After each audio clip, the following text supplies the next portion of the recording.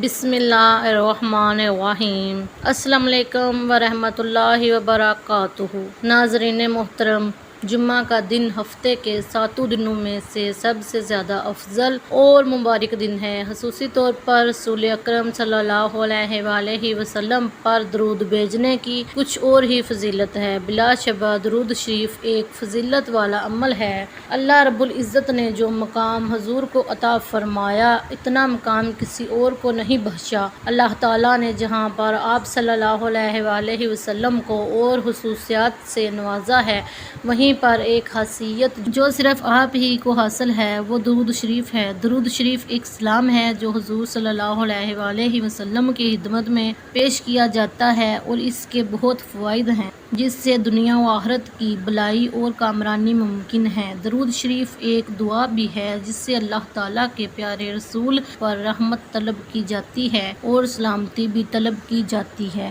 رسول اکرم کی اتباع، اطاعت اور محبت کے علاوہ وہ حقوق جو اللہ تعالیٰ نے آپ کی امت پر مشروع کیا ہے، ان میں سے ایک یہ بھی ہے کہ وہ آپ پر درود و سلام بھیجیں۔ اللہ تعالیٰ ارشاد فرماتا ہے، بے شک اللہ اور اس کے فرشتے نبی پر درود بھیجتے ہیں، اے ایمان والو تم بھی ان پر درود و سلام بھیجو۔ اللہ تعالیٰ نے فرمایا، بہترین دن جس پر سورج طلوع ہوا جمعہ کا دن ہے۔ اسی دن حضرت آدم علیہ السلام پیدا کیے گئے، اسی دن جنت میں داخل کیے گئے اور اسی دن جنت سے نکالے گئے۔ نبی اکرم نے ارشاد فرمایا، تمہارے دنوں میں سب سے افضل دن جمعہ کا دن ہے، اس دن کثرت سے درود شریف پڑھا کرو کیونکہ تمہارا درود مجھے پہنچایا جاتا ہے۔ ایک اور حدیث میں ہے کہ نبی اکرم نے ارشاد فرمایا، جمعہ کے دن اور جمعہ کی رات کثرت سے درود پڑھا کرو، جو ایسا کرے گا تو میں قیامت کے دن اس کی شفاعت کروں گا۔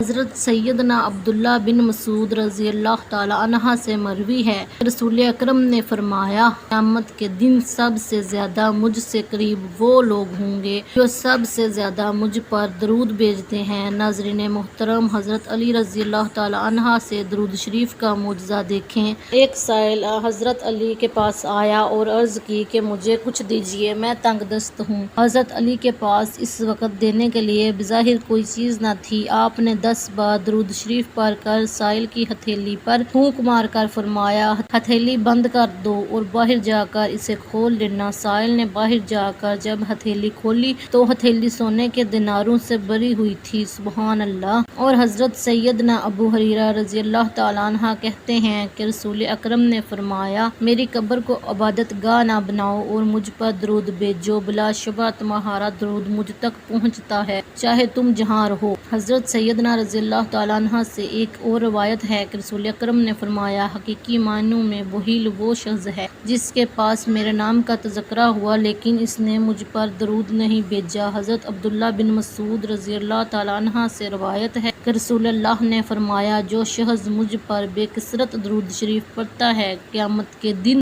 وہ سب سے زیادہ میرے قریب ہوگا۔ اس لیے ہر مسلمان کے لیے ضروری ہے کہ وہ رسول اکرم کا نام مبارک سن کر کم از کم صلی اللہ علیہ وآلہ وسلم ضرور کہے۔ ناظرین محترم، اب ہم آپ کو جمعہ کا خاص درود شریف بتاتے ہیں جس درود شریف کو پڑھنے سے 80 سال کے گناہ معاف کر دیے جائیں گے۔ سنیے پیارے ناظرین، یاد رہے صلاۃ و سلام کے مختلف طریقے اور الفاظ ہیں جن کا حدیث مبارکہ میں ذکر ملتا ہے۔ درج ذیل درود شریف علماء کرام اور مشایخ اعظام کے معمول میں سے ہے، چنانچہ شیخ الحدیث مولانا زکریا رحمۃ اللہ فرماتے ہیں، حضرت ابو ہریرہ رضی اللہ تعالیٰ عنہ کی ایک حدیث میں یہ نقل کیا گیا کہ جو شخص جمعہ کے دن عصر کی نماز کے بعد اپنی جگہ سے اٹھنے سے پہلے 80 مرتبہ یہ درود شریف پڑھے، اللہم صلی علی محمد النبی الامی وعلی آلہ وسلم تسلیما، اس کے 80 سال کے